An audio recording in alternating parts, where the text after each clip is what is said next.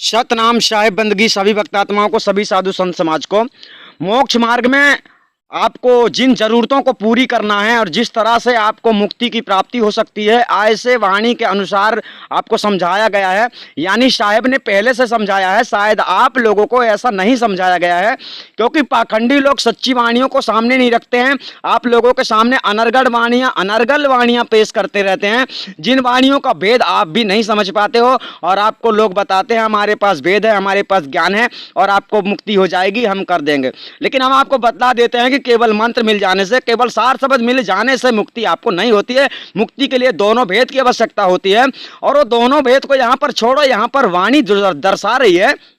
इसके ऊपर गौर करते हैं कि वाणी क्या कह रही है। क्या आप इस तरह से चल सकते हो? अगर आप इस तरह से नहीं चल सकते हो तो आपको कबीर पंथ में रहने से कोई फायदा नहीं है।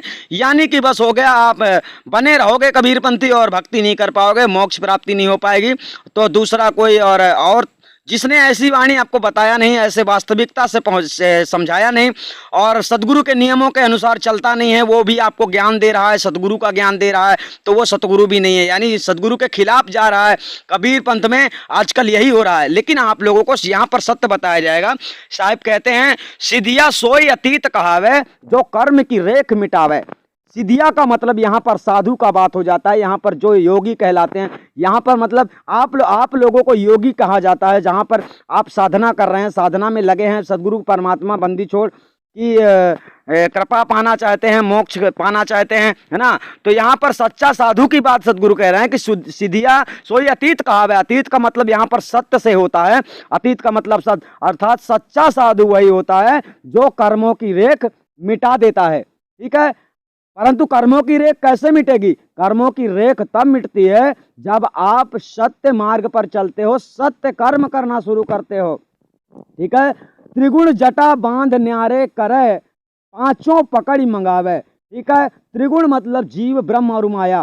ठीक है, तमोगुण, रजोगुण, सदोगुण, इस प्रकार से इन तीनों गुणों से परे हो जाते हो, अपने आप को अलग कर देते हो या कि उनको अलग कर देते हो। यानी उनसे, मोह माया से आप बिल्कुल अलग हो जाते हो। इसी शरीर में रहते रहते यह कला, यह विधि, यह नियम, यह प्रयोग, सारी चीजें आपको सतगुरु से प्राप्त होती हैं। ठीक है, और आगे चलते हैं। पांचों पकड़ी मंगावे, पांचों ज्ञान इंद्रियां, पांचों कर्म इंद्रियाओं को आपको अधीन करना है। यानी ज्ञान इंद्रियों से सच्चा विचार करना है और कर्म इंद्रियों से सच्चे कर्म करना है। अगर आप दोनों में से किसी भी प्रकार से गलती करते हैं तो कर्म के रेख मिटते नहीं हैं, बल्कि कर्म के रेख आपको दंड रूप में प्रमाणित हो जाते हैं, जो आपको आने वाले भविष्य में मिलते हैं मृत्यु के बाद। ठीक है, आपको सत्कर्मों पे चल पाना अति कठिन है, परंतु फिर भी आप कोशिश करोगे तो चल सकते हो।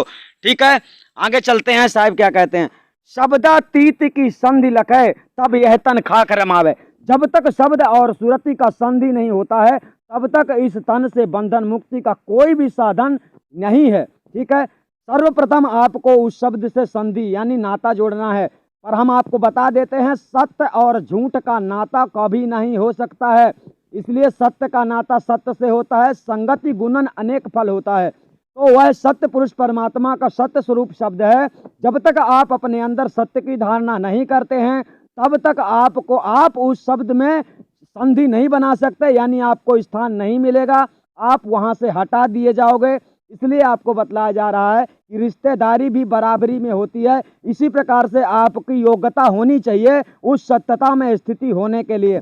अगर आपके कर्म अच्छे नहीं हैं, आप दुष्कर्म करते हैं, तो निश्चित रूप से आपको सत्कर्मों का फल प्राप्त नहीं होगा, क्योंकि आप दुष्कर्म करेंगे तो आपको असत्य कर्मों के द्वारा दंडित किया जाएगा, जिससे आप वहां जाने के काबिल नहीं होंगे। ठीक है, जब आपको सत्य शब्द की संधि मालूम हो जाती है, संधि का मतलब हो जाता है कि ये कैसा रिश्तेदार है, ये सत्यपुरुष परमात्मा का जो शब्द है ये कैसा है, ये क्या चाहता है, इसमें क्या करना सही है, क्या करना सही नहीं है, अर्थात आपको सत्य विचार करना है। फिर आगे चलते हैं।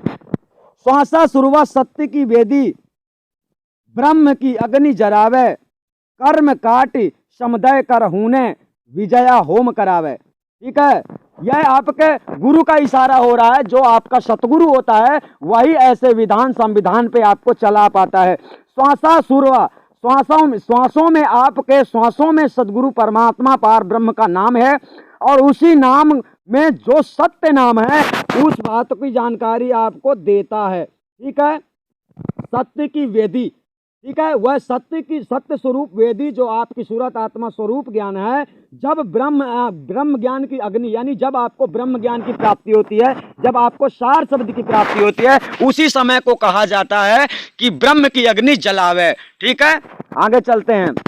कर्म काटी, कर्म यानी आपको कर्मों के बंधन से परे कर देगा, ऐसी युक्ति बताएगा, इस तरह की संविधान बताएगा कि बेटा इस तरह से चलो तो आपको कर्मों के दोष नहीं लगेंगे। ठीक है, अनहद नाद बजावे, ठीक है, अनहद नाद का मतलब होता है उस सूरत शब्द में आपका मेल करा देता है, जिससे आपको किसी प्रकार की दिक्कत नहीं होती है, सहज समाधि लग जाती है। ठीक है, आत्म तत्व तुमड़ी दर्शे तब संन्यास कहावे। कहने का तात्पर्य है जब आत्मा के सिवाय आपको कुछ भी नजर नहीं आएगा, अपने आत्मा के कल्याण के सिवाय आपको कुछ भी नजर नहीं आएगा, तब आप सत्य मार्ग पे चल पड़ते हो और तभी आप सन्यासी कहलाते हो। लेकिन अगर तुम माया मोह में ग्रसित हो, झूठ बोलना नहीं छोड़े हो, ये सब कुछ आप कर रहे हो और दुष्कर्मों से आप पीछे नहीं हो रहे हो, सत्य विचार धारण नहीं कर पा रहे हो, गलत कर रहे हो, तो फिर आपको आत्मस्वरूप का दर्शन नहीं होगा, भले ही आपको सार शब्द की प्राप्ति मिल जाए, और ना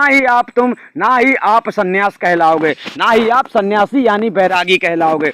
आगे चलते हैं। सदगुरु कुंजी देह महल में मुक्ति की वार खुलावे, परमहंस पर पुरुषा चीन्हे तब यह लोक सिधावे। सदगुरु कहते हैं, सदगुरु कुंजी यानी पार ब्रह्म परमात्मा सदगुरु को पाने की जो चाबी है वह शरीर के अंदर देह में ही प्राप्ति होती है। ठीक है, सदगुरु आपको उसकी चाबी देते हैं, वह जो सार शब्द मिलता है उसी को चाबी कहा जाता है। ठीक है, उस चाबी के लगने से उस सार शब्द जो अब जब सार शब्द आपके अंदर प्रवेश होता है वेदी गुरु के द्वारा, तब वह मुक्ति का दरवाजा खुल जाता है। ठीक है, मुक्ति का दरवाजा खुलाने वाला आपका सच्चा सदगुरु होता है, जिसे वेदी गुरु कहते हैं। ठीक है, परमहंस पे पुरुषाचीन है, यानी परमहंस उसे कहते हैं जो अपनी स्थिति को समझ लेता है और इस संसार की स्थिति का त्याग कर देता है। ठीक है, लेकिन जब तक आप अपने परमहंस की स्थिति को नहीं जानते हैं, नहीं धारण करते हैं, यह सब बताने वाला गुरु होता है, भेदी गुरु होता है। जब आप उस स्थिति को नहीं समझ पाते हैं तो आपको उस पुरुष के दर्शन नहीं होते हैं, आपको स्वयं का ज्ञान भी नहीं हो पाता है, भले ही आपको सार शब्द की प्राप्ति हो जाए। ठीक है, परमहंस पे पुरुषा चीन्हे तब वह लोक सिधावे। अगर आप परमहंस की गति को नहीं समझ पाए हैं, आप हंस की गति में हैं, केवल हंस और परमहंस श्रेष्ठ होता है। परमहंस गुरु चेतन आत्मा अपने निज धाम को जाने के लिए इस संसार को त्याग कर देता है, इस संसार से अलग हो जाता है, यानी इस संसार के मोह माया प्रपंच से दूर हो जाता है। उसी को परमहंस की गति का एक पहचान कहते हैं, उसी को परमहंस की स्थिति कहते हैं। ठीक है, परमहंस पे पुरुषा चीन्हे तब वह लोक सिधावे। अगर ऐसी स्थिति नहीं होती तो फिर आप लोक में जाने के काबिल नहीं होते हो, ना जा सकते हो। ठीक है, आगे शब्द कहता है अंतर्माहि निरंतर दर्शय, अंतर्माहि निरंतर दर्शय सहज शून्य मन लावे, शिव शक्ति जब एक भये हैं कस न परम पद पावे। ठीक है, अंतर का मतलब होता है आपके शरीर के अंतर्गत, निरंतर मतलब होता है हमेशा लगातार। अंतर्माहि निरंतर दर्शय, क्या दर्शय? आत्मस्वरूप का दर्शन आपको हमेशा होता रहता है। उसी को मतलब सूरती शब्द योग कहते हैं, वो मिली हुई रहती है। अंतर्माहि निरंतर, निरंतर यानी लगातार, अंतर्माहि निरंतर दर्शय, आपको दर्शन होते हैं, किसके? आत्मा के, आत्मस्वरूप के दर्शन होते हैं। ठीक है ना, अंतर्माहि निरंतर दर्शय सहज शून्य मन लावे। ठीक है, सहज शून्य यानी आप सहजता से शून्य मंडल के परे हो जाते हैं, उस शब्द में यानी अधर में विराजमान हो जाते हैं। इसी को सुरति शब्द योग कहते हैं, जिसमें लगी हुई रहती है। ऐसी स्थिति तब आती है जब आपको ऊपर से बताया गया ये पूरी बातें आपके अंदर होना चाहिए। ठीक है, इसमें पूरा का पूरा विस्तार है कि नीचे से ऊपर से लेकर नीचे तक में पूरा भेद है कि कैसे कैसे हंस आत्मा अपने निज धाम में जाने के काबिल होती है और पहुंच पाती है। ठीक है, यहां बताया जा रहा अंतर्माहि निरंतर दर्शय सहज शून्य मन लावे, बड़े सहजता से आप लोग जो बैठकर अगर ध्यान करते हैं, आपको ध्यान ऑन करना सिखाया गया है, तो ये तुम कब तक बैठोगे, कब तक ध्यान करोगे। और इसीलिए साहब कहते हैं कि भाई जब तुमको काल इस शरीर से अलग करेगा और दूसरी योनि के लिए ले जाएगा, तो तुम कौन से नाम से बचोगे, किस नाम को लेकर बच जाओगे। ठीक है, कोई नाम नहीं है ऐसा नाम है आपको सार शब्द, और दूसरी बात है आपका सत्कर्म। जब आपने कर्म गलत नहीं किए हैं तो वह आपको नहीं पकड़ सकता है, उसकी ताकत नहीं होगी। लेकिन आपने अगर सत्कर्मों को धारण नहीं किया, जिंदगी भर दुष्कर्म ही किया है, आज भी तुम दुष्कर्म करते ही जा रहे हो, तो बचने वाले नहीं हो, इस बात का ध्यान रखना। साहब कहते हैं आगे, मान बढ़ाई। हाँ, शिव शक्ति जब एक भय, शिव और शक्ति जब एक भय, यहां पर दोनों की बात आ गई। शिव शब्द से निरंजन और शक्ति शब्द से दुर्गा, यानी कि माया और निरंजन, ये दोनों जब एक हो गए, आपने दोनों को मिला लिया, इच्छा और मन, ये दोनों को जब आपने एक कर लिया, शिव शक्ति जब एक भय, जब इच्छा और मन आपका एक हो गया है, तो फिर कैसे आपको परम पद की प्राप्ति नहीं हो सकती है। मतलब परम पद की प्राप्ति आपको होगी। शिव शक्ति जब एक भय, कस न परम पद पावे, कैसे तुम्हें परम पद की प्राप्ति नहीं होती है, साहब यही समझा रहे। अर्थात जब मन और इच्छा आपका एक हो जाता है, मन रूप से शिव और इच्छा रूप से शक्ति का नाम है, यानी एक तरफ निरंजन, एक तरफ दुर्गा, आप समझ सकते हैं माया, और एक तरफ निरंजन जो है। ठीक है, तो आपको यहां पर समझना है। यहां पर लोग आपको अच्छी तरह से नहीं समझाते हैं, लेकिन वही बात है कि हम आपको विस्तार से समझा रहे हैं। साहब अब क्या कहते हैं, अब असली भेद को समझो।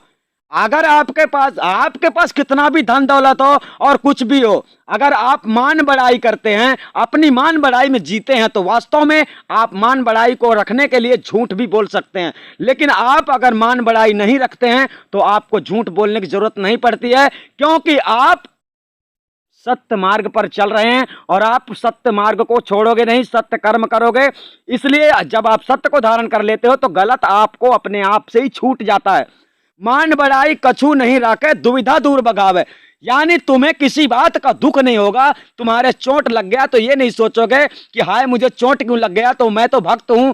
तुम्हारा कुछ भी तुम्हें नुकसान इस संसार में शारीरिक प्रकार से या किसी भी प्रकार से आपको नुकसान हो जाता है, तो आपको दुख नहीं होता है कि हाय मेरा नुकसान हो गया, यानी इन बातों का दुख आपको नहीं होता है। इस बातों का सुख होता है कि मैं सच्चा सतगुरु का भक्त हूं और मुझे इस संसार का त्याग करना है, सत्यपुरुष परमात्मा में स्थित होना है, मुझे मोक्ष गति को प्राप्त करना है। फिर सतगुरु कहते हैं, कहें कबीर या गति का जोगी बहुर न भव जलावे। इस प्रकार का सिद्धांत में चलने वाला साधु, इस प्रकार के सिद्धांत को धारण करने वाला साधु लौट कर इस संसार में जन्म नहीं लेता है। इस बात को आप लोग अच्छी तरह से इस वाणी के माध्यम से समझ गए होंगे, आप तो समझ ही गए होंगे। और साथ ही साथ हम आपको बतलाना चाहते हैं कि आपको पाखंडी लोगों ने बहुत ज्यादा से ज्यादा भ्रमित कर दिया है, तो हम आप लोगों की सहायता के लिए 24 घंटा मौजूद रहते हैं। यानी कि आपको सच्चा कबीर बीजक पढ़ने के लिए हम आपको PDF के जरिए भेजते हैं, जिससे आधा बीजक आपको बैठे बैठे घर में मिल जाता है, जिसे पढ़कर आप अच्छी तरह से जान लोगे कि इस संसार में कौन सा पाखंडी झूठा ज्ञान दे रहा है। आपको वीडियो सत्संग के जरिए ही पता चल जाएगा कौन सच्चा गुरु है, कौन झूठा गुरु है। अर्थात आदि अनादि मुक्ति पंथ सच्चा गुरु संस्था का स्थान है, जहां से आपको मुक्ति प्राप्त होती है। इस वीडियो को अधिक मात्रा में शेयर करें ताकि भक्त समाज जागें।